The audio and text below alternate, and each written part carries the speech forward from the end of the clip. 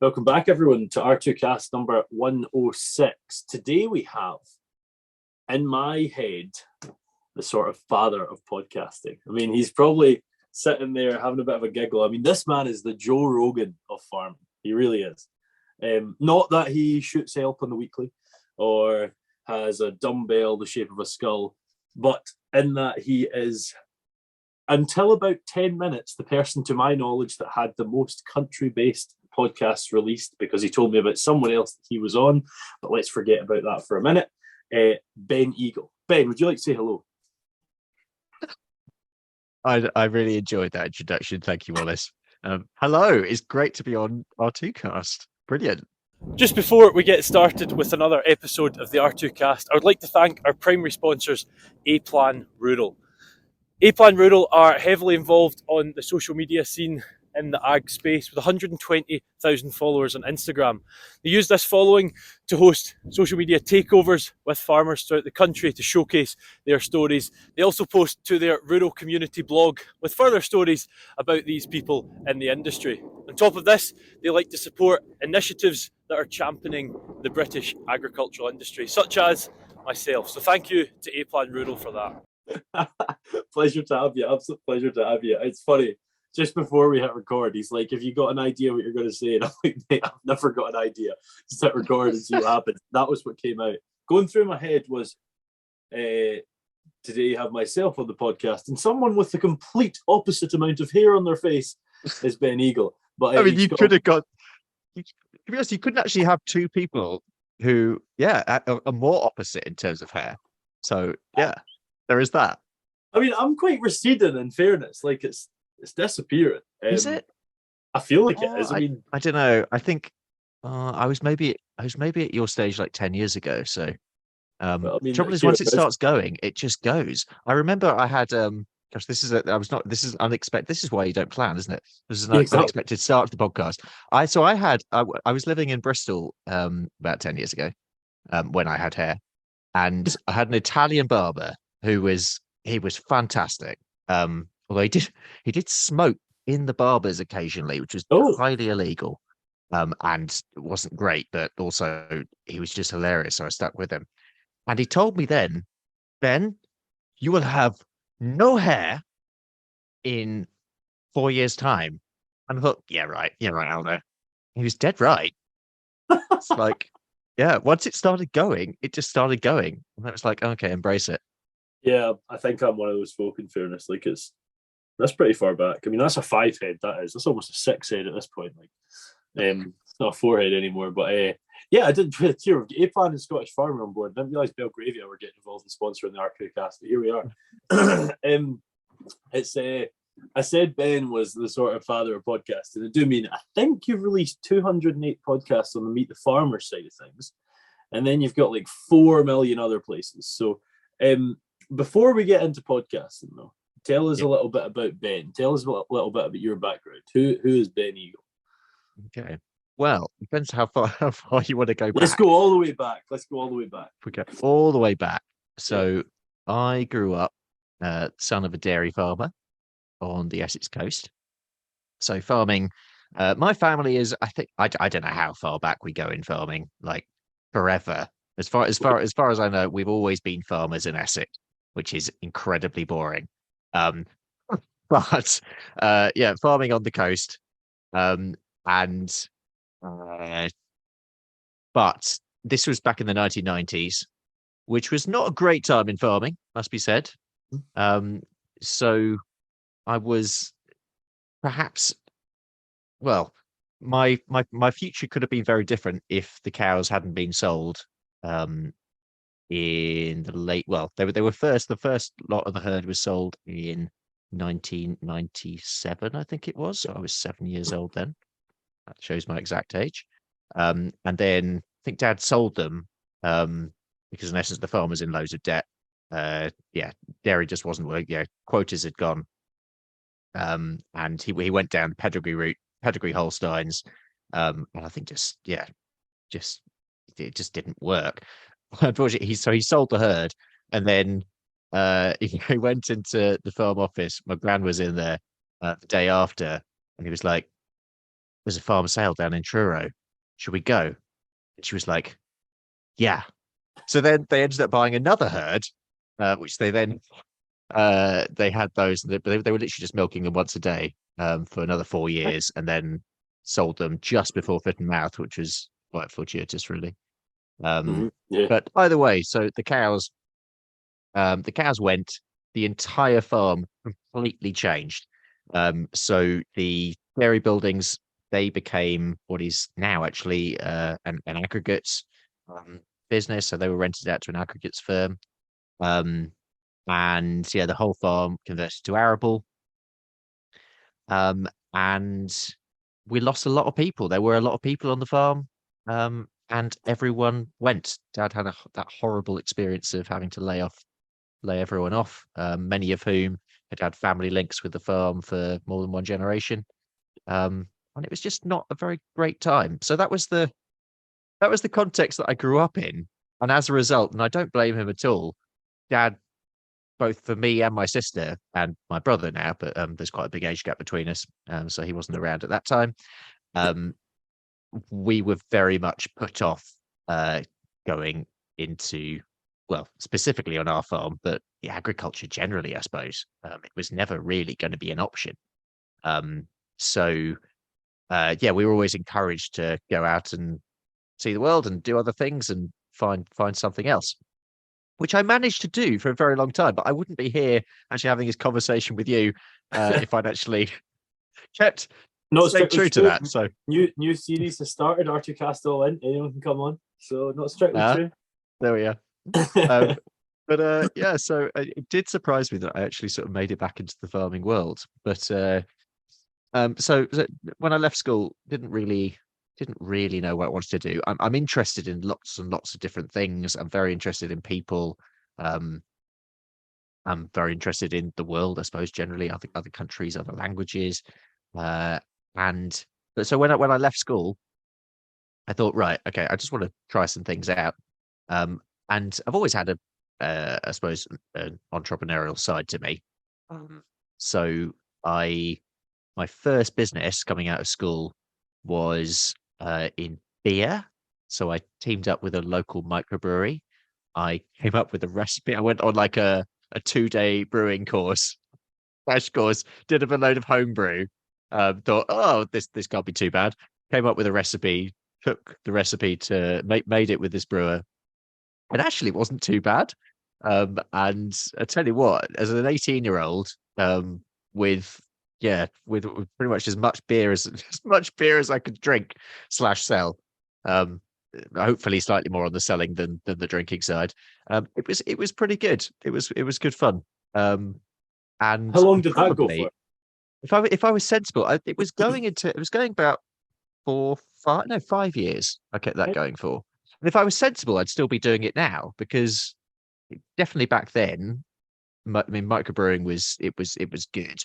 But I should have stuck with it.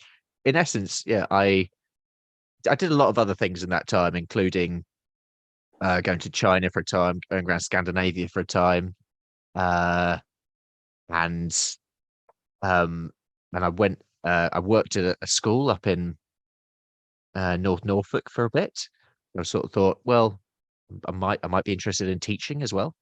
So honestly, that whole period of my life was a bit crazy, and I was trying lots of things, trying to find out really what my thing was, what I was supposed to be doing. And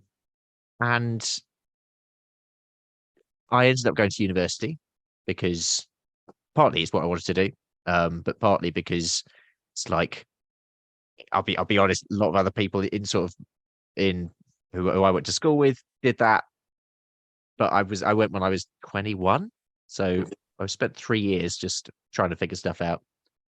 And it was there that I began to actually know, what, this is what I actually want to do. So my degree was in history, and I specialized in environmental history, probably because I've never been that good at doing one thing. So that enabled me to do a bit of this, a bit of that. Yeah. I could do some biology units. I could do some geology stuff. We could do some geography stuff. And it got me speaking with different people in different parts of the university. I also got involved with the conservation group when I was there. And bizarrely, this was when my interest in land came back. So, yes, on a conservation level, and I did loads of volunteering at that time with Avon Wildlife Trust and the National Trust, and some with Bristol City Council through the conservation group, Gloucestershire Wildlife Trust, and we went on trips up to North Wales, spent a week on Anglesey, and just really, really started to fall back in love with the British countryside, and being outside and just being hands on. And also during that time, I sort of rediscovered farming because I think it was an opportunity really. I had a bit of time, an opportunity to explore my roots again. Yeah. So Yeah. I spent all my uni summers really and springtimes doing lambing seasons out on farms. Just get in touch with farmers saying, can I come and give you a hand? Sometimes they paid you, sometimes they didn't. Um, and but I just wanted the experience really. And it was that time that definitely I fell back in love with farming. Um, and the farming world and farming communities. And yeah, it fascinated me in so many ways. And farmers have the absolute best. It's a cliche, but they have the best office in the world. They really Yeah. do. It's just every farm is different.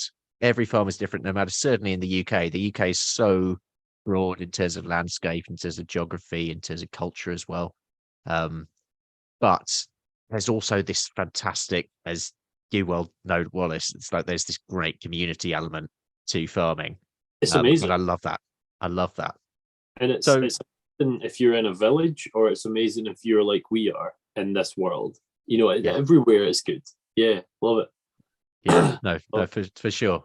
So I think I went through that time, and so I was both like studying the land through my degree, but I was also doing conservation stuff. I was out on farms, and I've really sort of promised myself at that time, I'm just going to go for this. I'm going to properly just throw myself into whatever this is. And I wasn't entirely sure, I suppose, where it was going at that stage, but I knew that the outdoors, the countryside, rural farming, food, conservation, that was okay. So that's where I want to be.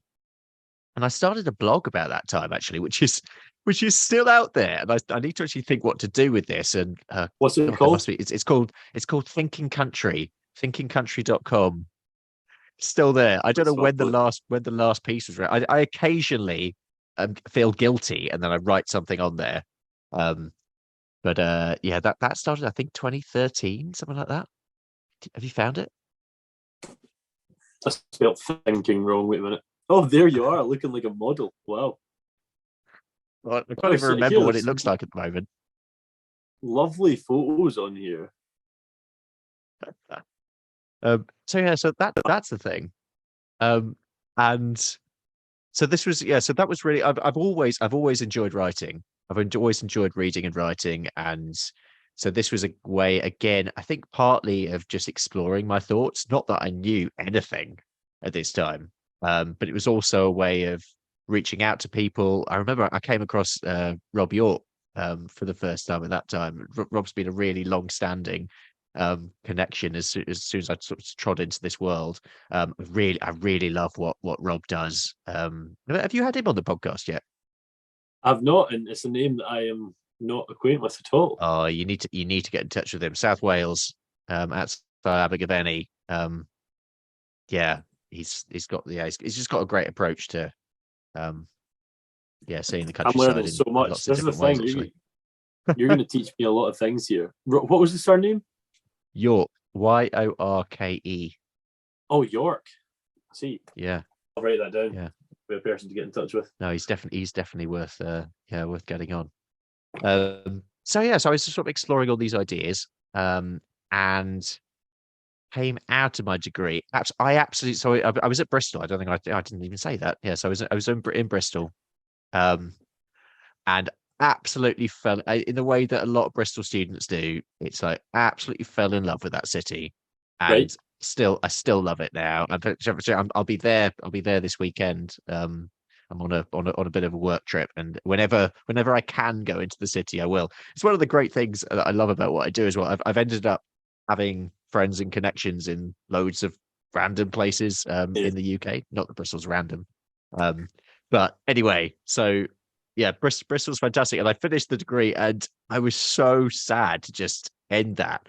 I was dating at the time. My girlfriend was she actually ended up doing a PhD at Bristol, so she was still there, so I still had a connection. But came out of Bristol thinking, okay, land, farming, conservation, where am I going?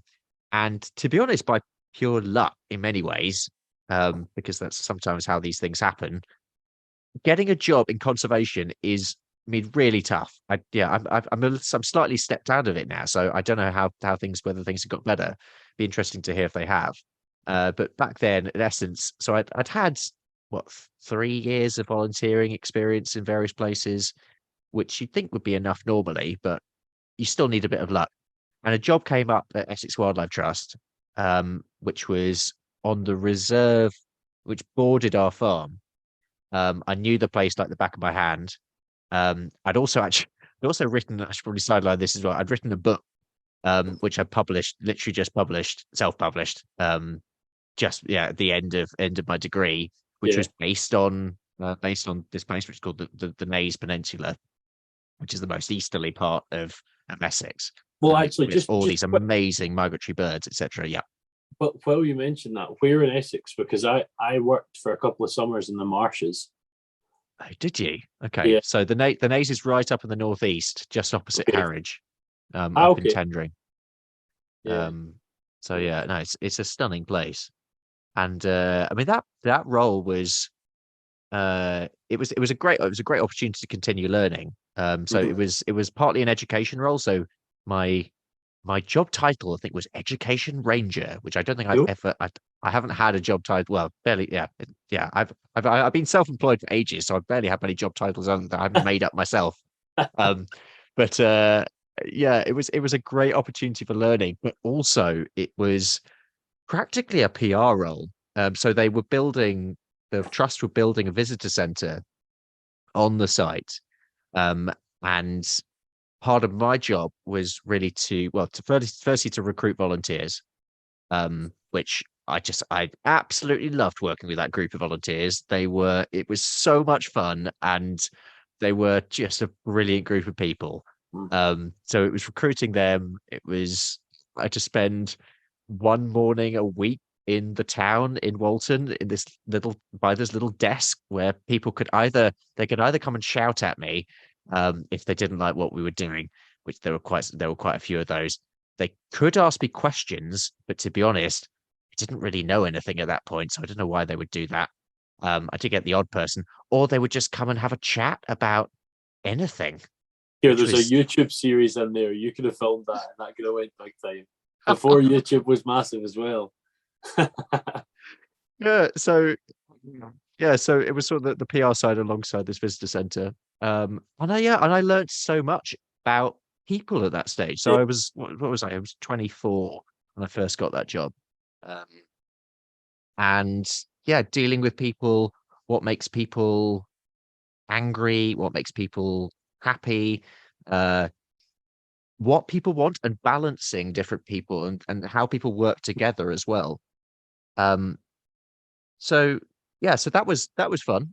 And but at the same time, at that time, I was still going out onto other farms when I could.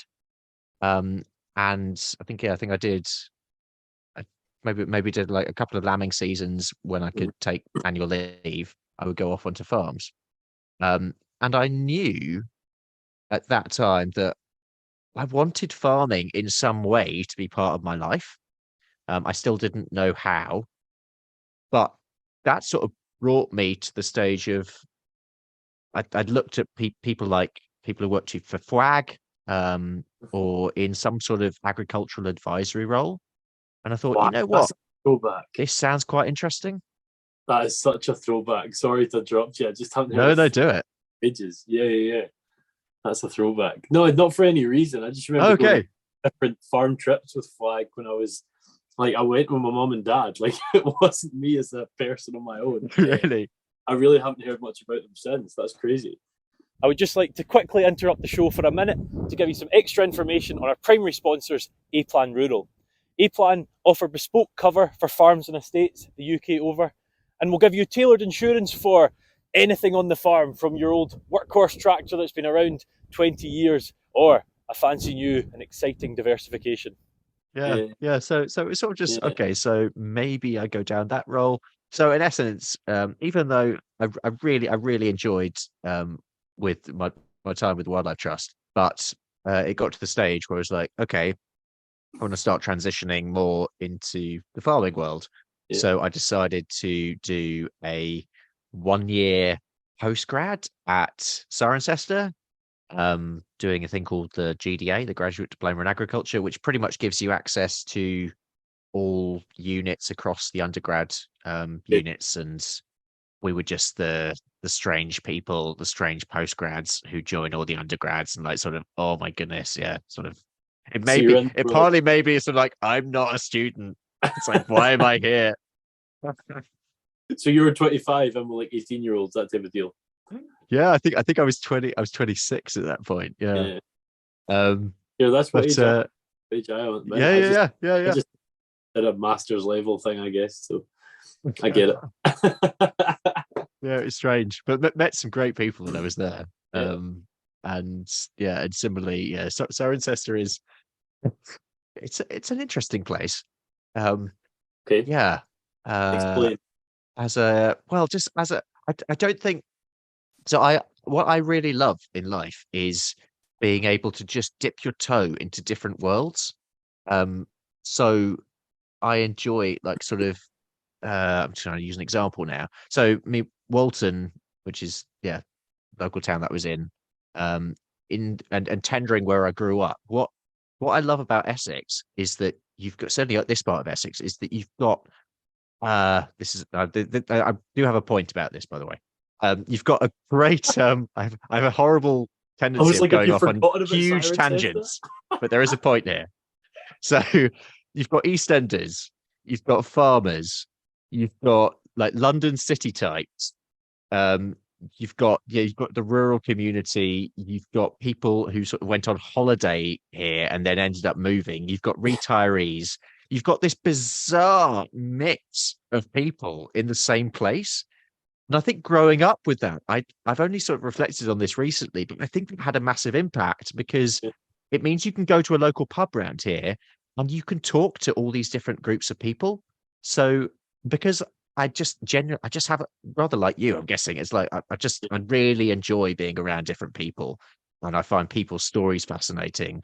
So going to Cirencester was amazing because it was the first time that I had really dipped my toe into that world of like sort of the more sort of establishment side of the farming world.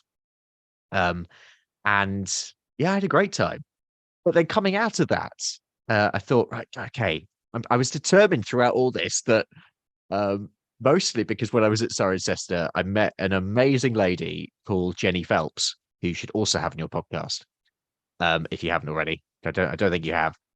Who actually works for FWAG. Okay. And Jenny she's just one of those people in the rural world who she's fantastic. She makes your eyes light up. I'm going to say that for her drive and her passion for the rural sector and for the people in the rural sector. So in essence, I did one of her units, which was called Field, which I've got to remember what that stands for now. We love an acronym in farming, don't we? It stands for Farming and Integrated Environment Local Delivery. That's it. Oh. So yeah. And in essence, you would then, so you come up with a problem in your sort of parish, and you get all these people together, everyone together in the parish, and you think, what are all the issues that we have? What are all the potential solutions that we could do? Then you pull all your funding together. And in essence, what you can do as a student is you can make your own job. because you can as a facilitator, you can bring all these people together and then facilitate through funding the solution. And it's what they are doing in Gloucestershire, especially, and I think it's gone elsewhere now as well. It's so inspiring, honestly. It's fantastic what she's been doing. So she was a big inspiration. And even though what I came out of wasn't exactly that, it was linked.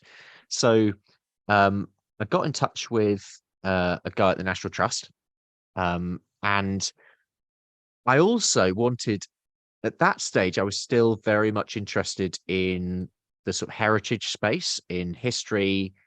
Coming out of my degree, I wanted to find a way of using that. And I had been using it to a certain extent in Essex.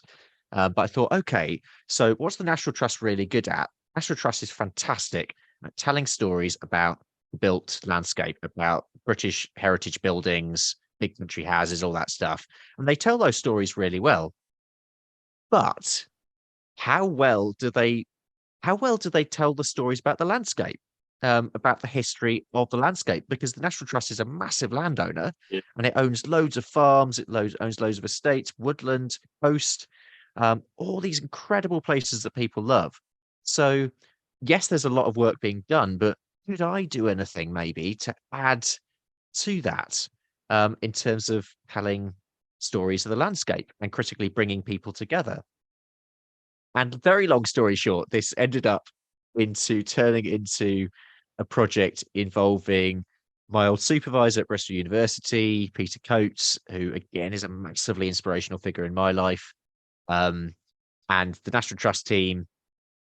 And the National Trust at that time were investigating every single National Trust estate, and I was based on the Hunnicutt estate in Exmoor, which in Somerset. Somerset is it's again one of my favorite counties. It's a beautiful part of the world.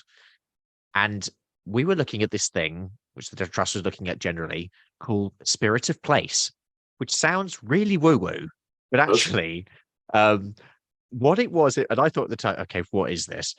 What it involved was actually speaking to every single person, and I mean every single person on the estate, visitors, tourism, all element, rangers, tenant farmers, everyone, and interviewing them, which was actually bizarrely, this was one of my first proper experiences of interviews. And I sort of thought, I actually really enjoyed doing this.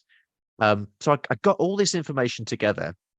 And then the point of it was then, okay, so what does, rather than thinking, okay, so this is what the National Trust wants to do, let's ask everyone there, what is the spirit of that place? What does that place mean to those people? And what do they want out of the future of this space?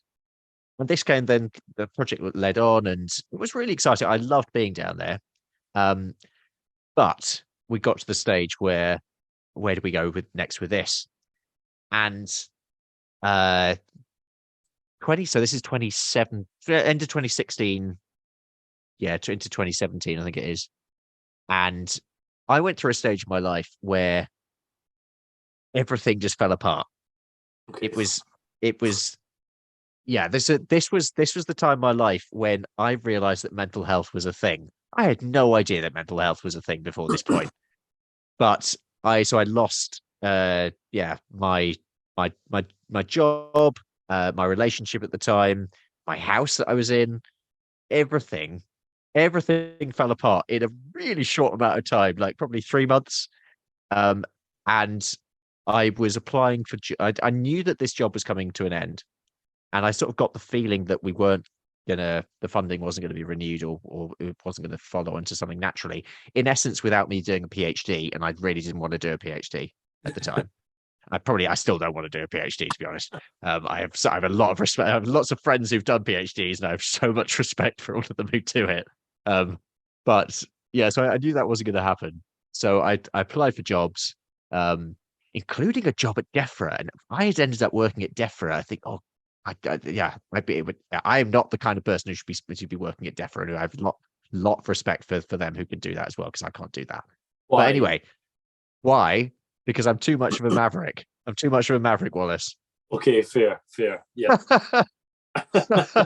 It's like, no, I can't. Yeah, towing the party line. So I applied for one job, went through interview stage. It was just rejection after rejection after rejection for whatever reason. And I think probably looking back, I think I was just almost in that headspace that I was almost expecting to not get things. And I'd gone from being confident to I'd lost my confidence in quite a short amount of time. And it's really interesting looking back, actually, how much impact that has, because my ability wasn't any different. That hadn't changed, but the way that I thought about myself changed hugely. And this went on for several months. And I was staying with friends. I was staying with my girlfriend at the time before we broke up. But it got to the stage where it was like, and mentally I was very low at that point. But I didn't know what was going on. But the only place I had to go back to, because it was still there through all this time, it was still there. Dad was doing his own thing on the farm. It was the family farm. Mm-hmm. And that's where I went back to Essex. And I was immensely low at that point. I was at that stage of, I was at a stage when I even getting outside and doing something was a big thing. Even this sounds so strange looking back, but even like doing the washing up or simple tasks like that, they became the things I needed to focus on to just get my headspace back into a better stage. And this took a long time. It took a long time, but it was the farm.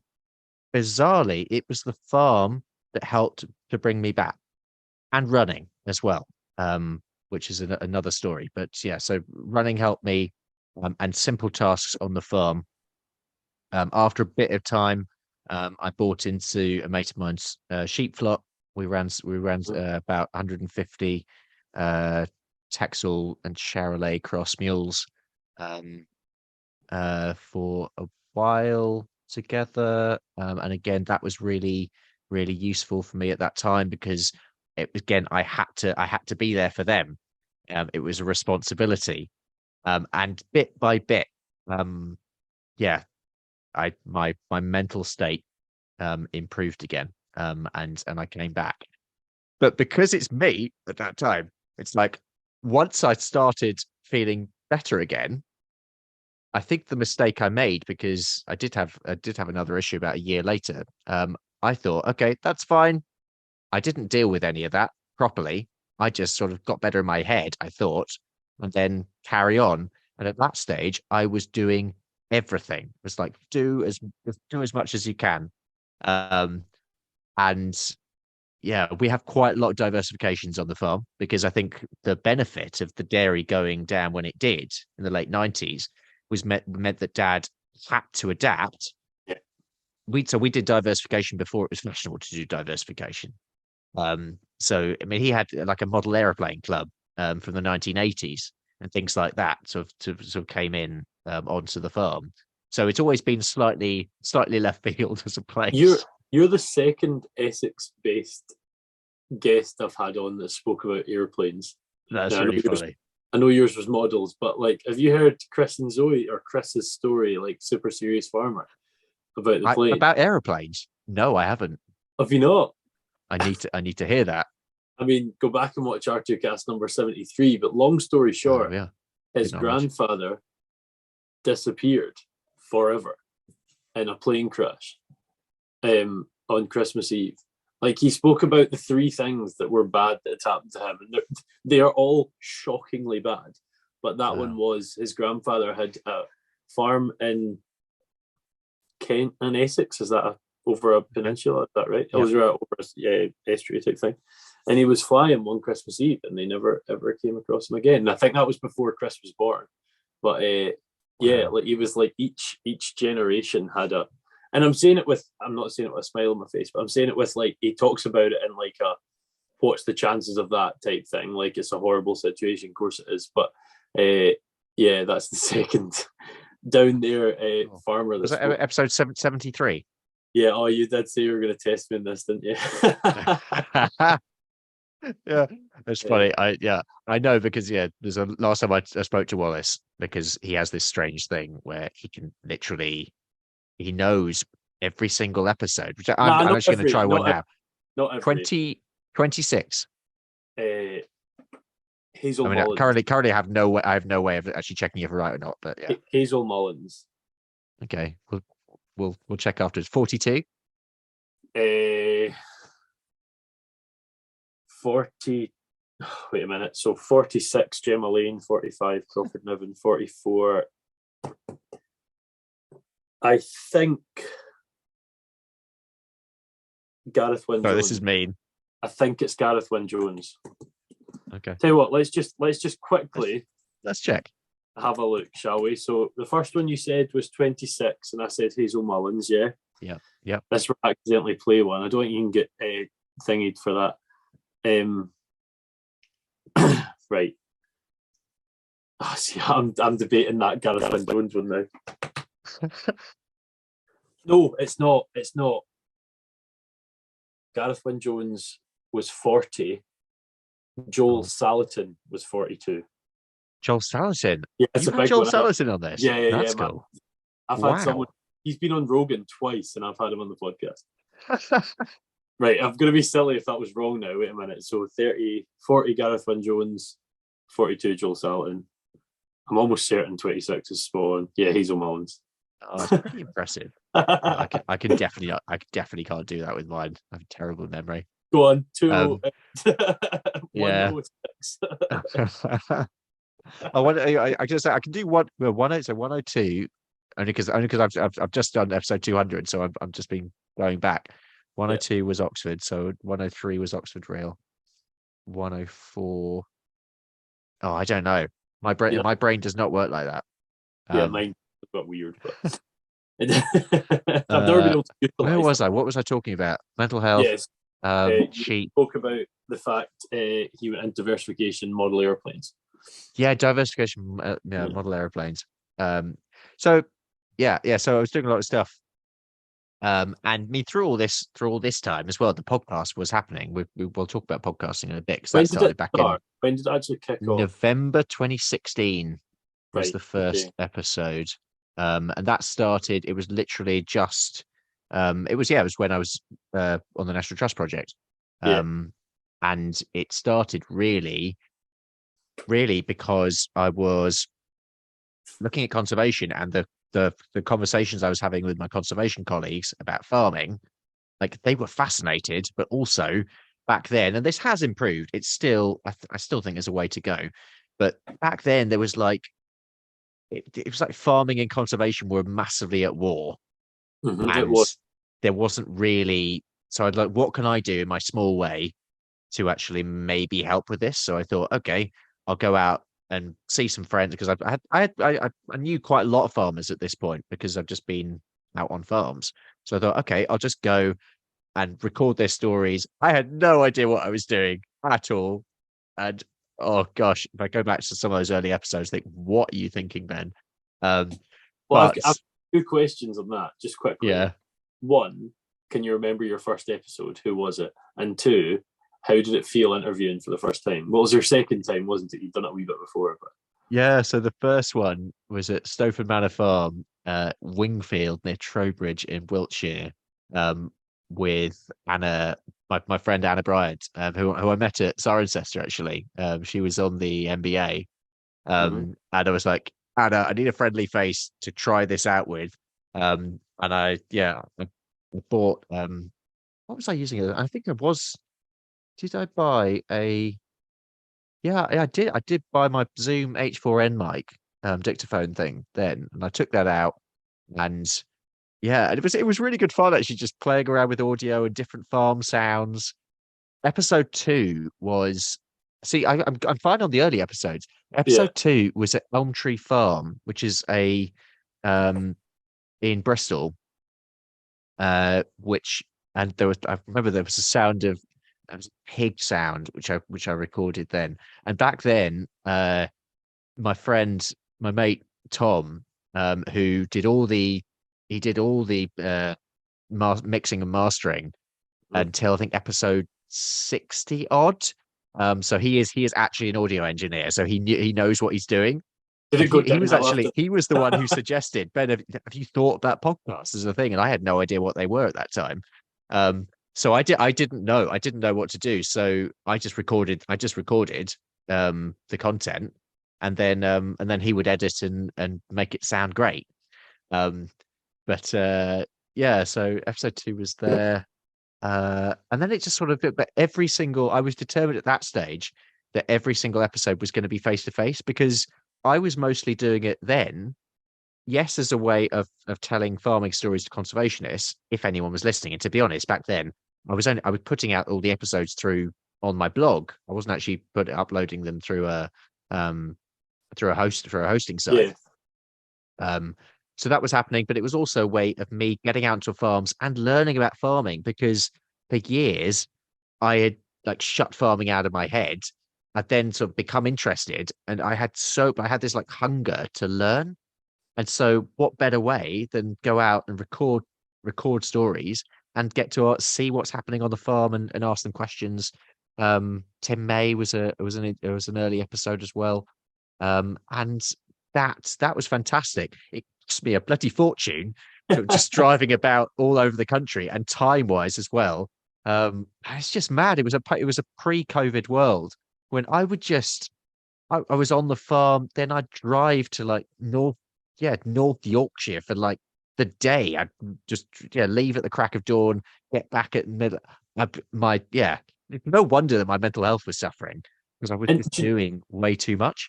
it's actually quite interesting. I mean, sort of throughout, I've seen major similarities between you and I, major completely differences. But like the one thing that is completely different is I started during COVID.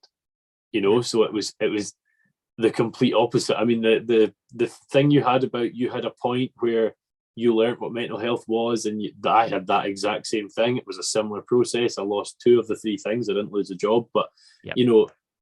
There's been a lot of similarities, but that is the complete contrast in that sense. And you actually, as you mentioned, those 3 people there, I'm like going through in my head, seeing how far from number 1 I can name.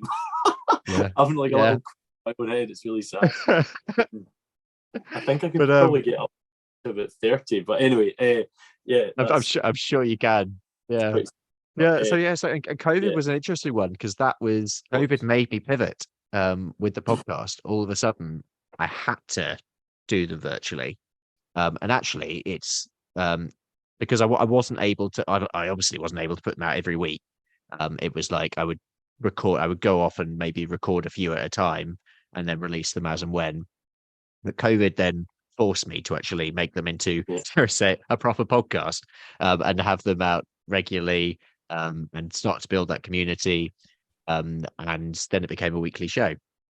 When did it The become music's weekly? changed, I think three or maybe 4 times over that time. The logo's changed, I think 3 times. And I've gone through stages with Meet the Farmers of having certain little jingles and little themes, and it's been the same, I think, for the last 100 episodes. When did it Right. become weekly? Sorry, when was that? Oh gosh, I think it must be beginning of COVID, so maybe March 2020, something like that.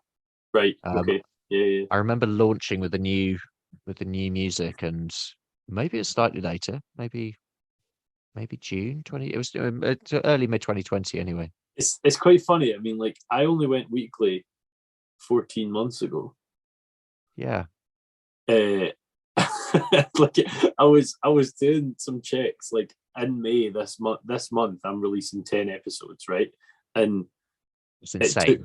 it took me to the same date in 2021, having started the podcast on the 16th of January. It's taken me to the 28th and the 29th of May this year, as opposed to 28th that year, to have the same amount in May compared to the first 5 months. Wow. Yeah. Wow. It's kind of nuts. Yeah. To be honest, it's probably similar with me in those first 3 years. I probably made maybe 80 episodes, Right. maybe 90 episodes at a push.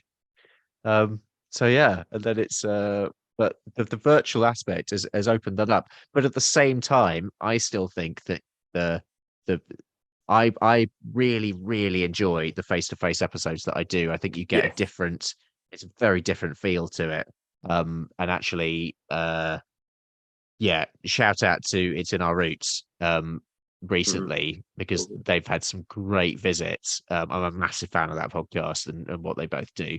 But I love their face-to-face episodes, and I think that comes across strongly. I think definitely. I'm a massive fan of both virtual and face-to-face. But I'm trying to mix it up a little bit. But it's just time, Wallace. It's time. Do you listen to podcasts? Oh, I listen to so many podcasts.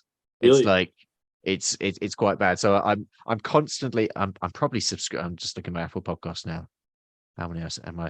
I'm subscribed to just a terrible number, because I always say, oh, you can never listen to that number. So yeah, I'm subscribed to about currently 42, of which I definitely don't listen to that number. But I'm always I'm always listening to something. I mean, mostly I listen to a lot of agri podcasts, mostly because I feel like partly I feel like it's a great way of actually keeping up to date with the agri space and agri contacts. Podcasting, as I don't have to tell you, I'm preaching to someone who's massively converted, but podcast is just it's a great way of consuming content. But it's interesting you say that. I don't think I'll have listened to a full podcast episode in 2 years. I know, and I know that for a fact, because I remember us talking about it. Yeah. But no, I listened to quite a lot of BBC ones. County Cricket Podcast, shout out for them. Big fan of that. I don't know how to play. maybe this is why I'm so uncultured in the way. I think should listen to more podcasts and learn about the world a bit more. I'm going to ask you a question that every interviewer, every person hates to be asked. Okay, I'm going to ask Try you. me. And I don't expect you'll answer one of them. But it's a 2-part question. I think you almost have an idea of what I'm going to ask you. Who's your favorite no idea. guest? And Wallace. What was the second part? I think you know what it's going to be. The opposite. Least favorite. I know you're not going to say. I'm definitely not answering that one. No, I can't. Who's your favorite? Who's your favorite guest? Oh, this is hard. I can do. Okay, I can definitely answer. But we're talking specifically Meet the Farmers here.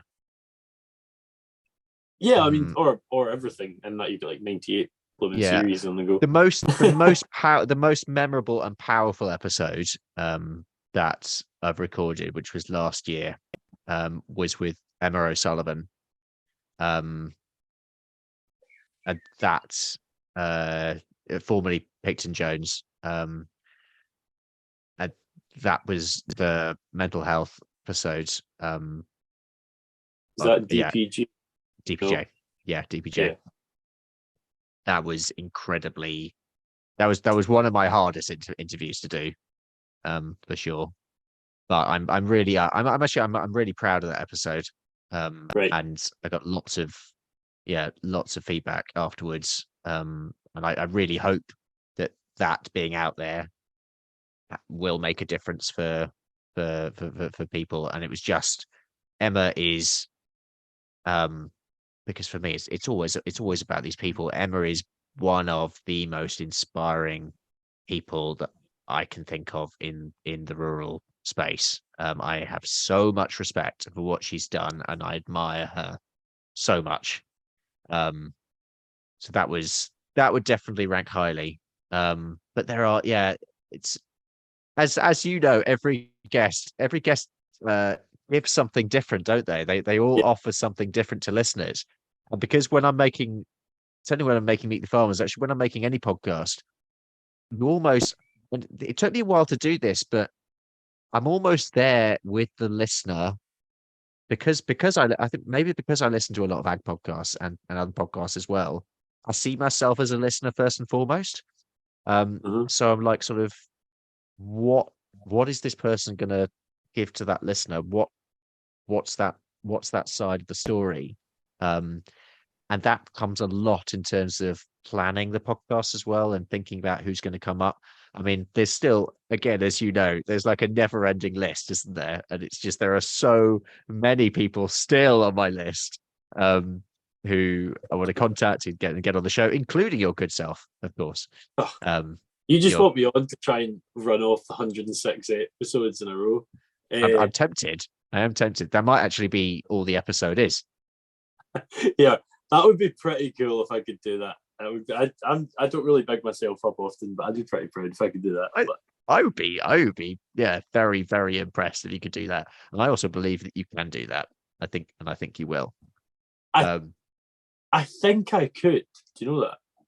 I think you could. Well, Certainly, do you know if you put a bit of effort into it, you definitely could. I was actually going to throw out, because I've openly said this, my least favorite 3 podcasts aren't because of the people, right? Because of you. Nah. I should have said that now. Fuck you, man. So, because if you take that angle, I would take that I did something or said something or that I felt uncomfortable about. So, I shouldn't have done that. Okay, what do you say? It was more technical issues, which was really annoying. So, Ginger Louise was amazing to talk to. Big TikToker, number 27, R2Kast. Yep. The thing just didn't work. And the first time, and this is very annoying, and when I go back and watch this, it frustrates me to this day. Number 6 with Andrew Weir, auctioneer in Stirling. It just didn't work. His network was terrible, and I thought we're gonna have to work for this. It was like 35 minutes, and then suddenly cut out, and he disappeared, and then came back, and it was perfect for me to ask the final 2 questions. But, oh my god, that's really frustrating. And then number 93 with a guy called Henry Bung, who was in Cameroon. I was actually really enjoying the conversation, but the quality just wasn't brilliant. So, yeah. Ruth Grice with me, and I can't remember what number it is because I'm not as good as you. But Ruth, there's more. She was an absolute, oh my goodness, because we didn't record the entire episode. Episode. And I only realized at the end. And then get this right, she came back the day after and we did the whole thing again. And to be fair, it was really good the second time. But what a patient lady. Thank you, Ruth Grice. Well, I have had to do an episode twice before, but not because I didn't hit record. I actually was recording it twice because I did it in person, and it was shout out Maria and Gordon. Oh, I don't know if I know the number. 59. Oh, of course you do. Highland Show champion for best dressed stand at the food hall. Nice. It's like a horsey trailer. It was really cool.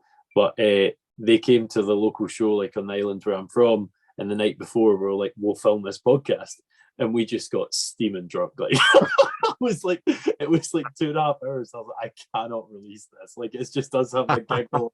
It would actually be really funny, but yeah, I kind of got a bit out of order sometimes. But it was good. Oh, that's great. I have I don't know. Is it a question? No, it's probably not. Is that a question that's good? Say it anyway. It's a bit of a rubbish naff question. It's probably something you get asked quite a lot. Is there someone you've had on, doesn't strictly have to be the best podcast ever, that you're just like, it is mad I've spoken to this person? Like, it's crazy I've managed to get in touch with this person and be able to interview them. Oh. Who am I going to pick for this? To be honest, I'm actually gonna jump across to Rural Business Focus. Yeah, fire on. Yeah. And she's a fairly recent guest, but Shemi Alcott from Ski Sunday. Okay. And it's like, and British Olympian, and that was one of those moments where like, wow, what has happened in my life to put me in this position at this time? And it's that was quite insane. Shemi's great. Her story is fantastic as well. Well, we plug the episode. Go for it. If I could tell you what number it is, Wallace. So this is on. I'm gonna have to look this up now in terms of the number. So this is Rural Business Focus podcast, which was launched last July, and it's weekly out on Tuesdays. Thanks for this, Wallace. gosh, that's bad. It was only a couple ago. So that's episode 44. It's called How to Be Resilient with Winter Olympian and Ski Sunday presenter Shemi Alcott. But I'm really loving that podcast. And Rural Business Focus again. I started. Most people, they say that you write the book that you no scrap that. Gosh, it's been the end of the day. You read the book that you wanted to write. I made the podcast that I needed to listen to. Did I get that right with the thing? I don't even know. I am not a person with sayings. My ex used to get really angry at me because I didn't understand what she was saying when she said sayings. They just don't compute in there. Something that doesn't make sense. But maybe it's you write the book that you're supposed to. I don't know. So anyway, I made the podcast I needed to hear. Book, I like that. I think I've done that. I get that. Yeah. So that was because this was a time when I needed to focus in my life big time. And this was when I took the decision, which was really, really hard, beginning of last year because I had three sort of big hats on work-wise, on the farm, working with Dad, the podcasting side, so I'd started to take on and make podcasts for other people during COVID. And that was sort of growing, but I could only do so much. And I was also doing Meet the Farmers regularly. And then I'd also in 2019 with two of my former business partners, we formed an outdoors fitness wellbeing company, which was it started as mud run events on the farm, which mostly came out of my running and then doing mud runs and then thinking, these are great, but could we do them on for all ages? So the idea behind this was whether you were 3 or 93, you could get out into the outdoors, have fun with the rest of the family, and simple muddy fun. So we made a 800-meter track around one of the fields on the farm, and made this mini mud run. And so we were doing that, and COVID, it exploded. It just went absolutely mad. And it was, so we built it during 2020. Then when the lockdowns allowed, we opened, and it was amazing. It got far bigger, far more quickly than I thought it was going to. And as a result, my time was just 2020 and 2021 were just insane. They really were. And all this came together where it just got to the stage where I had to make a decision beginning of last year. What do I prioritize right now?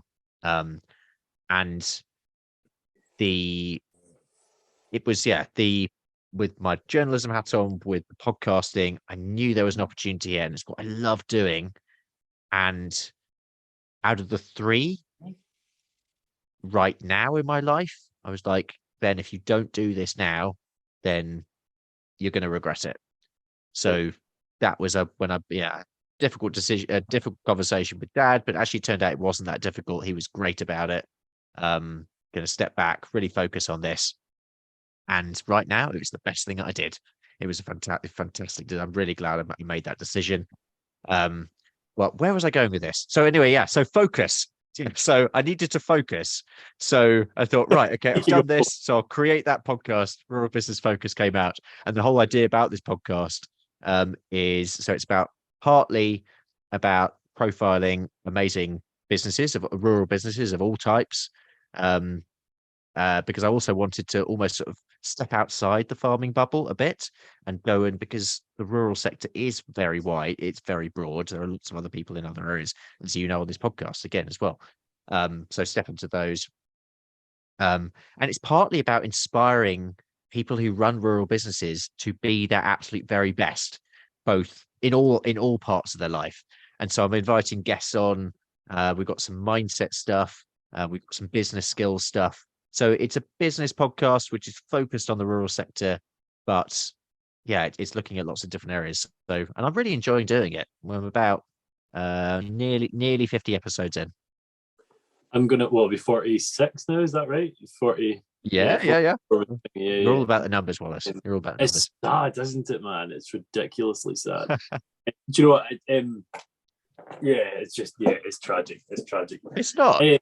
I'm genuinely quite jealous. Well, I was on the phone to someone for like, I don't know, about an hour, and they'd said to me they were like they were heading home.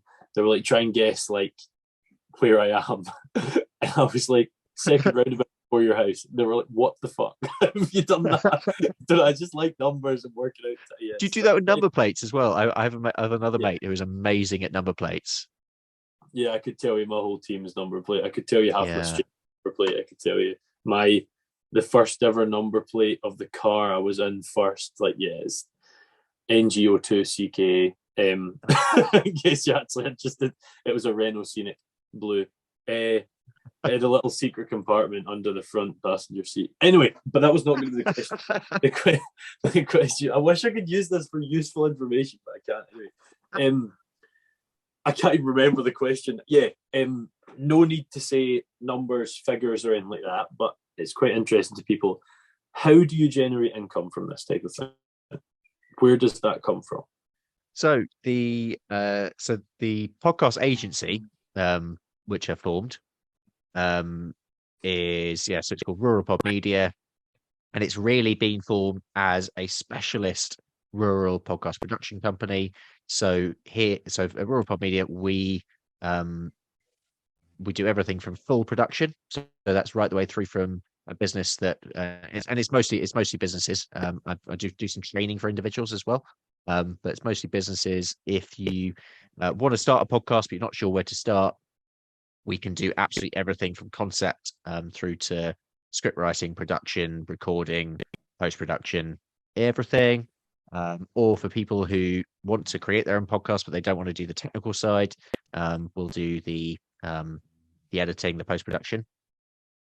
Also podcast training, and it's just started an audit service as well. So anyone who already has a podcast, in essence, they'll come to us, and then we'll listen back, we'll make it, and we'll go through with you where you want to go with your podcast, where you want to go, and we'll sort of help you to get to that stage.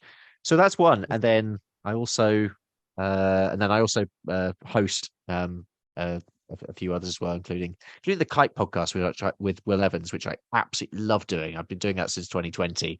That is, my Friday mornings are such fun every week with that team. They are, and that's one thing I've learned as well. If you can actually, which is just to do with life generally, and it's one thing I've put at the center of Rural Pod Media as well, is you've just got to have, if you can, which I think everyone can, you've got to have fun in what you do. It's so important, and especially in podcasting, because that comes across. It really does. So yeah, I couldn't agree more with that. Like, I left a job. This little green band here is Enterprise Car, and I left that job because I just didn't find it fun. yeah, absolutely. Yeah, you've got to so have important. I'll be able to, whatever you find fun. I love my job. I love doing this podcasting thing. Like, I wouldn't be doing anything that I wasn't getting anything from. Yeah, no, exactly. So that, and then, but podcasting generally, most people will either, there's the sponsorship route. You'll have sponsors. But it's mostly, you'll either do that or you'll make podcasts for other people. Tend to be the two routes. So because I was podcasting as a hobby, I suppose, and not really thinking of money at all, for definitely, for years really. Yeah. But it really got to the stage, certainly with Meet the Farmers. So A-Plan, who were one of your sponsors, of course, they started sponsoring Meet the Farmers earlier this year, and that was mostly me. I just got to the stage where I actually sort of thought, okay, where are we going with this? Where is this heading? And actually, if you put your team hat on, what that is bringing on another team member. Actually, okay, this gives us extra resource. What can we do with this? Where can we take these stories? It's like, once you've actually got that behind it, you can start pushing it out to different audiences. And this is going forward. This is one of the things that really interests me, is like, number one, urban audiences, and also getting sort of mixing rural stories in an urban world, and also getting, which is one thing I do with I was on a Just Farmers training session last month, and I was trying to encourage what I'm trying to do at the moment is encourage as many people to get involved in podcasting as possible. If not, if you don't want to start your own podcast, then just be a guest. And if we can see more farmers getting out into non-ag podcasts, it's in whether that's even in the food world, in the health world, in the business, there's pretty much in the sport world. Why not? It's like there's a podcast on every single subject. So if we can get farming voices out into other niches, that's the way, or that's a way that we can start just getting our message out on a broader setting. Because we are, if we stay within our niche, we're always gonna just be that. But actually, I think the role that we have, and I know you're bursting in well this time. I want to hear your views on this as well. But it's just, I think the farming comm space, the rural comm space, is at a really exciting point at the moment, and I've absolutely loved seeing, including this podcast, and we've got a little ag podcast WhatsApp group which you started, which is, I think, in itself shows just how much the space has moved on and how much more growth it has. There is so much capacity to tell these stories, and not just that, but to give farmers and others in the rural space that direct voice. So I don't know, I'm rambling here, but I think we're at a really exciting space and at a really exciting point within the space in terms of where that goes on. I mean, next week I'm at the podcast show in London. Mm-hmm. I'm meeting some other producers in other sort of sectors, and I'm really excited to actually sort of see, because rural stories just haven't featured, but there's as you and I well know, and everyone listening to this podcast knows, there are so many great stories. There are so many good things to tell, and there's so much positive stuff to tell as well. So, but it's really important, if we look at Rishi Sunak's food summit earlier this week, if we look at the need to get these messages across to the politicians, to the general public, to the supermarkets, we look at food prices, we look at all these issues. Actually, what we need to do is actually make all this far more visible and actually get these voices onto a wider stage. So for me, that's the challenge. It's a massive challenge, but it's how we move from being a niche to more mainstream that's not countryfile, or dare I say it, and they're doing an amazing job, the YouTube community. I think it's amazing, but we almost need to find a middle way. Like, what is the way that we can just start to get these stories on a more mainstream level? Countryfile, we've got Landward up here. Yep. That YouTube community, that's almost got a monopoly over that time when people are in their house with the telly on. But there's that massive commuting time, there's that massive working time that probably and shouldn't be on, but you can be listening. So there's a lot of time you can capitalize on, and I really like the thing you said about maybe you don't start your own podcast. I was speaking to a student today about starting his podcast, and he was like, "Oh, I might do that." And there's a young lad that's like, "I'm keen to try this," and I'm like, "Fantastic. I will do what you need." Like, and I've had all my students have to do a podcast for the first year of their degree. Brilliant. And it's, I was listening to them, and I was like, "Oh my god, the quality of this is phenomenal."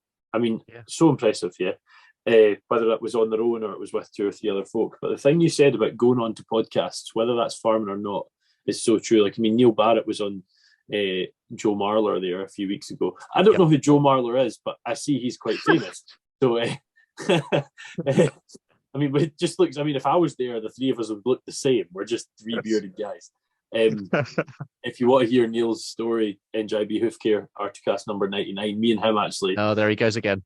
Oh shit! I don't even mean it. It just happens. We literally just spoke about mental health. Like, he's a hoof trimmer, and I don't think we spoke about hoof trimming, but me and him just opened up for an hour. Like, it was deep, it was intense, but it was really, really, really insightful. But that's so true. And the more I think about that, the more, like, I've just started this new series, and our first episode was a professional footballer, and he played for Cambridge United 2 years ago, where Paul Mullen played. Now, I don't know if you follow football, but he's now Wrexham's. Not a football guy. Not a football guy. Well, I'm football over rugby sort of thing. And he's Wrexham's main striker, Wrexham being the ones that have just been bought by Ryan Reynolds. Center of the world right now, yeah. Yeah, for sure. So I said to Jack, I was like, any chance you can get Paul on? He texted him, and he replied straight away. He was like, oh, I'd absolutely love to, but amazing. It's been like Soccer AM and all this sort of thing, so it's not going to happen. But like the connections you make doing this is phenomenal. Yeah. I hope you've kicked your feet up and got comfy and enjoying another fantastic episode of the R2Kast with another really interesting guest. I would just like to quickly take another second to plug the sponsors of the show today, the Scottish Farmer, and I would strongly advise you to go out and pick one up this week and see even more of the fantastic people that are in our industry. It is. That's actually a really good point, actually, which is another one I want to make, which is I was recording last week with Sam Harris, who is the host of the Growth Mindset podcast, who I've been listening to his podcast for quite a while. He's a fascinating guy. That episode, guys, will be out next week. Well, I don't know when this one's out, so but probably by the time this comes out, it might be out. I don't know. This will be out not this Friday, but next Friday, a week tomorrow. Okay, so it'll already be out. So anyway, and he was saying actually, when he's thinking of guests, if you're not getting the stage where people aren't just saying yes straight away, then you just need to really push yourself into, okay, what other voices can we get on? Who can, and it's what I find incredible about the podcasting space. I think I must have done across all the podcasts. It's over 500 for sure. Insane. I've only had two people who have ever said they don't want to come on, and that's because they had family issues on at the time, which is completely understandable. Yeah. Most people will say yes, but it's a great way of connecting with new people. It's fantastic, all over the world as well, as you've shown on this podcast. Yeah, here it's amazing. It really is amazing, and I tell so many folk to try it. I've had one say no, and I was gutted. Oh no, he's a peanut farmer. Okay, I'd love to have it, but that'd be amazing. Yeah, he's massive on Instagram, Aubrey Farms. OBREE Farms. He's like, I just think I'll be too shy. He is a phenomenal drone pilot. Like, oh my god, he must have one of those DJIs. Not Phantom. The wee guys that have got like the I know the ones closed in propellers, and he like flies under like the harvesters and stuff.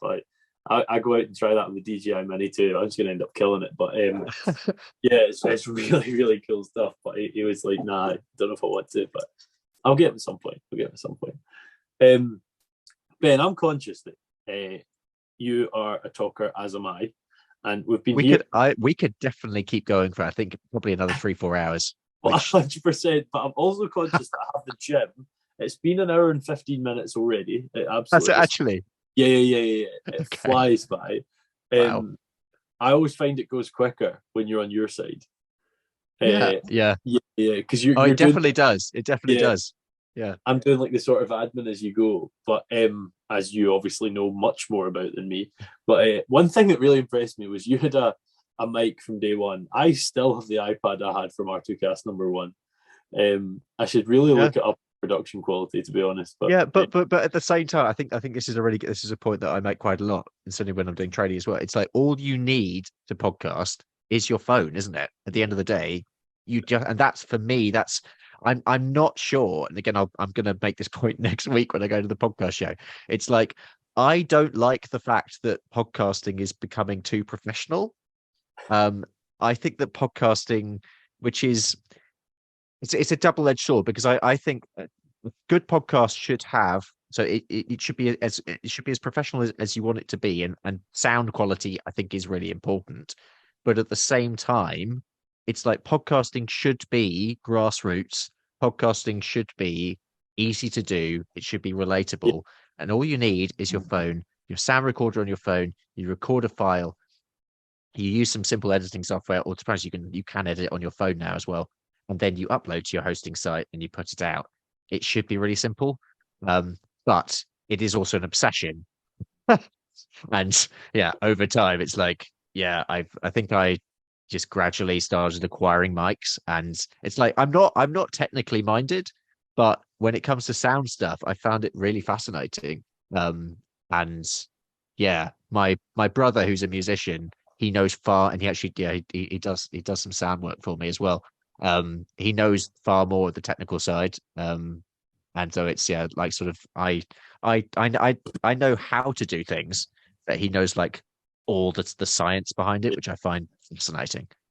Well, it's quite interesting you say that, because I mean I am a bit of a tech guy. I wouldn't say I'm overly knowledgeable on it, but I like trying new things. I like whatever. I'm quite happy the fact I've done 100 episodes and we're still at this stage, and I think it's still good. Like I think I'm top 0.5% on like listen notes and stuff like that. But I don't have a massive space here. My flat's very small. Like if I started getting like kit, it would be genuinely not big enough. But I think if I move into a place like I really want to have like a studio. Like how fun would that be? Like I had an idea. Exactly. See, for the start of the podcast, at the minute it's just a generic R2 Kitchen, the podcast for agricultural minds open up or whatever. I had this idea of like an aerial scene, like a cartoon aerial scene of the UK, right? Okay. And then it suddenly zones down, the camera zones down, and it's on a tractor. The tractor goes across Essex and it picks up a arable farmer. Like this. It goes across like Wales and picks up a sheep farmer. It goes up to northeast Scotland, picks up a tatty farmer. South Scotland, a dairy farmer, and then I'm from Arran. I don't live on Arran, but I'm from Arran. It's quite a cool little thing. The tractor then flies into a boat. The boat goes across to Arran, and then as it comes off the boat, it drives into a farmhouse, and then there I'm sat with my studio. Right? I've always you need to make this happen, Wallace. Mate, it costs about $1,000 to make. It would. It definitely would. And understandably so, but I'm tempted to do it. Like it would look sick. Like I said to you, the YouTube channel barely exists, but it would be worth it even just for the one video to put out on Instagram and Facebook for the minute. Like it'd be worth the $1,000. I absolutely mean it. I just haven't done it yet. But getting into the whole, the whole tech side does really excite me. Like it really does. But I am conscious of time, and there's one thing that I asked everyone 2 questions, but there's one thing way before we get to that. You said right at the start, I think we're about a minute in, you said, I found myself looking for my thing. Have you found it? I have. Yeah. I love it. No, right now, I definitely have. And I'm a big believer. I think that I think you shift through life. I think your thing possibly shifts through life. But right here, right now, I am absolutely doing what I want to do and what I found my thing right now. That's lovely though, isn't it? Like that's lovely. And 1,000 episodes. How does that sound? Because it's only double where you are. Oh gosh, it probably won't be too far away actually. It sounds unbelievable actually, but I think but you don't, when you're going through it. And when I was doing episode 200 of Meet the Farmers with Will Evans, recorded that the other day with him, and we were looking back on the last 100 episodes, and I was talking about rock and roll farming, which I think we should actually mention today as well. I think we, between Meet the Farmers and R2Kast, I think we should actually pay tribute to rock and roll, because rock and roll farming, and I don't know how many people. I'm hoping a lot of your listeners have listened to rock and roll farming, because it really was. It was the beginning. And I hope the Will's listening to this as well. But it was the big. I started Meet the Farmers at the same time, but it was rock and roll that really launched farming podcasting in the UK. It really was. Will did an amazing job. I genuinely don't think that we would be in the place that we are if Will hadn't done that. I haven't listened to it. I mean, you haven't listened to any podcasts, Wallace, so that's fine. Sorry, Will. Sorry, I have spoke to Will. He is going to come on at some point. But good stuff. Yeah, he did. You're absolutely right. Just because I have listened to you, I watch and listen to nothing. Like I don't take that as anything. Like that's funny though, is that because, and I find this actually, I'm guessing because you do so much social media, because you literally teach it. So it's like, then the last thing you want to do is like do more of that kind of stuff. What, like watching and listening? Yeah. I don't know. It's not even that. Like, I mean, all right. So my social media, my screen time on my phone is repulsive. Okay. Yeah, like I Right. mean, we're talking like 13, 14 hours. Yeah. Oh wow. Yeah, Okay. yeah. But I do all my editing on my phone when I'm out a walk. Do And you? yeah. So I probably spend like I probably walk for 4 hours a night. So Okay. Well, there we are then. there's 4 hours. Yeah. I've probably got the phone sort of sat on during the day, just uploading a video or whatever. And Yeah. then overnight I've got it sat on like putting something on YouTube, so it's disgusting. But when I actually look at it, I'm like, oh, it's not really. I'm not looking at the screen the whole time, But Yeah. I was the proper fat kid when I was younger that just played games and watched TV, ate crisps and ate chocolate, right? And a lot of people might be watching this and thinking he's the same thing minus the telly, but the the truth is, like, I just have no intention. Like, The Office sits on in the background, Brooklyn Nine-Nine and Big Bang Theory, and apart from that, nothing is on ever. Someone's like, "Oh, do you want to watch a film?" And I'm like, "Uh huh." If you want to, yeah. I don't know how to do that. It's like I can't sit still for 2 seconds. I have a sofa in my living room that I got, I would say, 15 months ago, and I genuinely think I'll have sat on it about 100 times. Wow. I'm not through there ever. I come home from work, I'm at work whatever time, come home from work, do some work at this desk, maybe make some dinner, go a walk and go to bed. Like I'm pretty boring in that sense. Like I don't take much in. So that was a bit of a caveat we went into there. But It was a nice one. I like tangents. How many episodes now are you releasing a week across everything? That's what include. Well, it depends whether you include clients or not. But let's just do yourself, and then let's do everything. Okay, so Meet the Farmers is out in all the usual podcast places, Apple Podcasts, Spotify, etc. Every Monday. That's released every Monday morning at 5 a.m. Also, I always do everything nice and early for the dairy farmers. Hashtag Go Team Dairy. Yeah, love Team Dairy. Rural Business Focus is out every Tuesday morning at 5 a.m. Okay. So those are my two. And then the Kite podcast is out every Friday. So that's for anyone in Team Dairy, but also you don't have to be a dairy farmer to be in Team Dairy. Please go and listen to that one. Then like sporadic stuff for young farmers, doing a little bit for them. Right. Working with others. Nature Friendly Farming Network podcast. That's co-host with Will Evans. We've got 3 seasons of that out. I'm hoping we might do some more, but there's 3 seasons of that out at the moment. They're all out on there. I had a music podcast until about 2 weeks ago when I'm like, I don't have the time to do this, so that's now no longer available, which is quite. There were a couple of seasons of that out. Right. And then and then other people is more sort of more sporadic as well. Yeah. But no, those are. I'm now rambling. I'm sort of losing my voice, I think. I thought I was prolific. Like, I noticed a change 2 weeks ago when it went to 2 a week. I noticed. Oh, that's a change. But it is a definite change, isn't it? Yeah.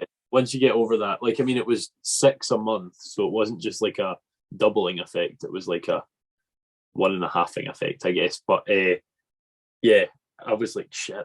I didn't notice the change from 4 to 6, but I noticed that one. But used to it now pretty rapidly. I'll get used to it, I'm quite sure. But no, it's a fun time. But here I am conscious of time. I am conscious. Will Black that I go to gym with will be wondering where I am. So the 2 questions I ask everyone, Ben, it's been a pleasure to have you on and hear your story from my pleasure. He is the podcasting king. Well, the rural podcasting king, at least anyway, certainly in this country. The first question is, where do you see yourself in 5 years? And the second is, if you had any tips for folk coming into podcasting, what would they be? Oh gosh, those are big questions to end with, Wallace. They are. Wow. Where I see myself in 5 years' time. definitely exploring more international stories, making Okay. more links with more farmers overseas. So that's one thing that I definitely want to do more of. Um, and yeah, podcasting wise, exploring, exploring taking rural stories into sort of urban places, maybe doing events and that kind of thing. Amazing. Exploring more with food stuff. Um, where I will be, I don't know. Um, hopefully with kids at that point would be nice. Okay. Yeah. Within 5 years. Um, yeah, and mostly just still, I'd like to still keep the same attitude of just let's just make the absolute most of life right now, Yeah.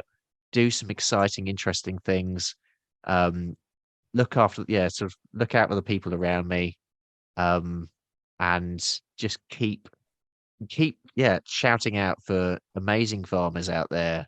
Uh, yeah, still telling farming stories, um, and having adventures. I Love that. think, yeah. Love that. That's nice. What was the other one? Advice for anyone getting into podcasting? Yeah. You're the Start a man. podcast would be the first one. It's a great start. It's the place to kick off. It's an important one, um, and stick with it, Yeah. and realize that for a long time you will feel like you're not getting anywhere. You'll be putting content out there. You probably won't have a lot of listeners, um, but believe in your content. Find a niche, as I would say, because podcasting since the pandemic has become, certainly as a space, certainly if you want to actually, if you want to get into podcasting, as it were, it is more competitive now. So find your niche, and stick with it. Build your community, love your community, look after your community, and they will look after you. But mostly, think of your listener. Absolutely think of your listener. Think about what they want to hear, and then create great. Just focus on creating great content.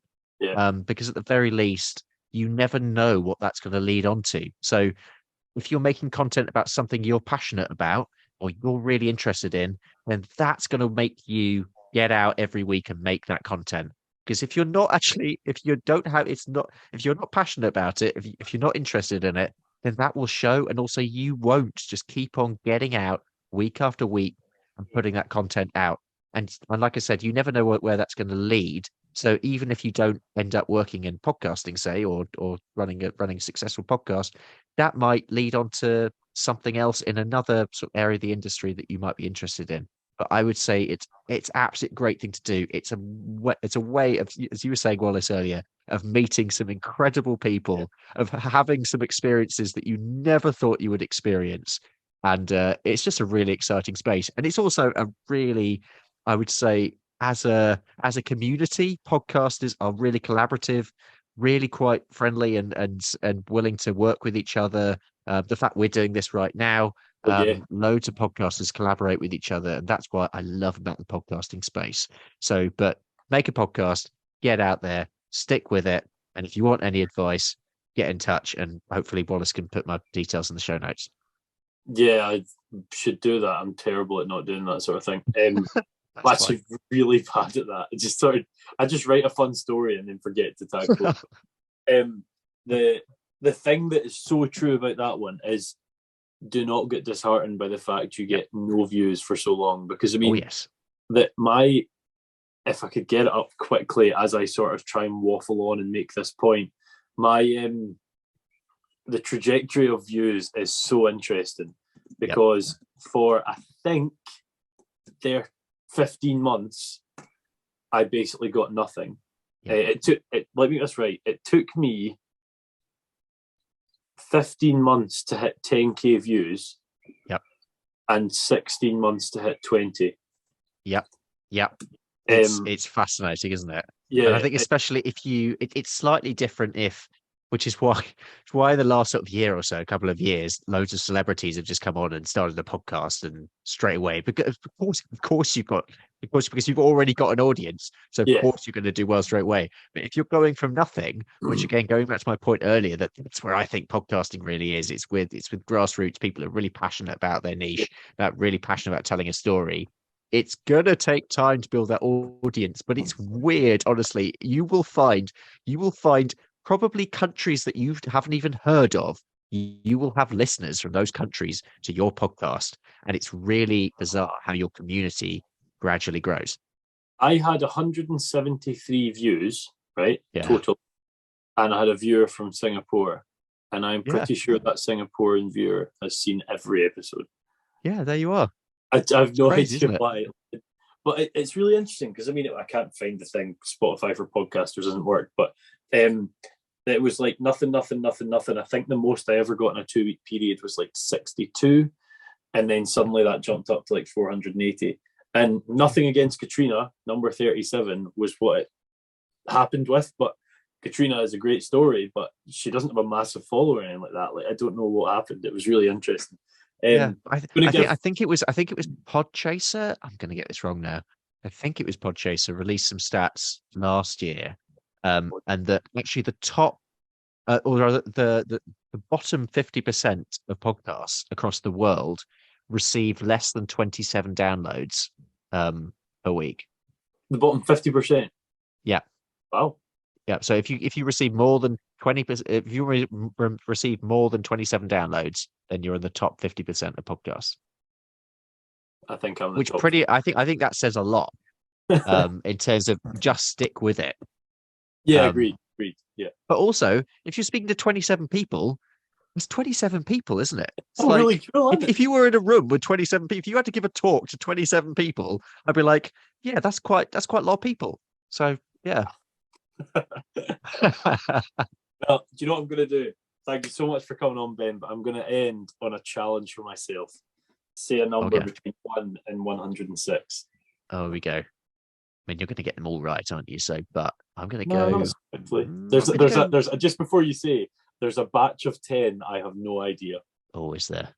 Yeah. I'll pick one of these numbers. I'm going to say 31. There we are. I knew it was going to be about there. Okay, I won't say that. No. Okay. I'll manage. 27 Ginger Louise, 28 Perry, 29 Ross Pattinson, 30 Anna Jones, 31 Stephen Mitchell, the Buffalo Farm. Oh, that is impressive. I've got to find the last one, and then I can remember what I said. That's what's coming up next week. It's the only way I can do that. But no, thank you very much for coming on, Ben. Last week, thank you, Wallace. Yeah, it's been a pleasure. It's been quite interesting to sort of delve into another podcast night. Last week we had Annie Bryson, who studied at SRUC and sort of always had the feeling she wanted to do something in nutrition, but really had no idea as to when she wanted to get in. She travelled the world. She saw some things. She always worked in nutrition in different ways and now works as a nutritionist. So it's came full circle and it was a great story. She put herself down a lot. She always said her brothers and sisters were better than her, but that was never nice to hear. But she's absolutely smashing it. So that was a good one. Next, we have number 107, the second episode of R2Kast All In with Dillian and Deltia, who have been to 59 and 29 countries, respectively. I have been to 2. So show me up in that one. Deltia is trilingual, which was really cool. Wow. Yeah, it was quite amazing, actually. It was embarrassing for Dylan, Ed, and myself. Just have no idea. She speaks Spanish, English. She actually says she's trilingual, but I would say she's 5 because she speaks Spanish and English, and I can't remember the local language where she's from in Spain perfectly. And then she also speaks a bit of German and another one. So French, I think it was, which was phenomenal. So yeah, really cool story there, really cool people.